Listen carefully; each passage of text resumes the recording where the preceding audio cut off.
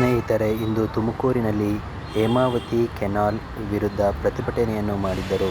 ಆ ಸಂದರ್ಭದಲ್ಲಿ ಕಂಡಂಥ ದೃಶ್ಯಗಳು ಹೀಗಿವೆ. ಹೋರಾಟಗಾರರು ಕೂಡ ನಗರಸಭೆಯ ರಸ್ತೆಯನ್ನು ಸುತ್ತುವರಿಬೇಕು ಅಂತೇಳಿ ಒಂದು ಸರ್ಕಲ್ ಮಾಡಬೇಕು ಅಂತ ಮನವಿ ಮಾಡ್ಕೊಳ್ತಾನೆ.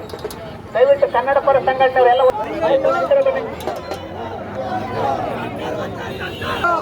ಪ್ರತಿಭಟನೆಯಲ್ಲಿ ಹೋಟೆಲ್ ಮಾಲೀಕರ ಸಂಘದ ಅಸೋಸಿಯೇಷನ್ ಅವರು, ಆಟೋ ಚಾಲಕರ ಯೂನಿಯನ್ ಅವರು, ದಕ್ಷಿಣ ಕನ್ನಡ ಜಿಲ್ಲೆಯ ಎಲ್ಲ ಹೋರಾಟ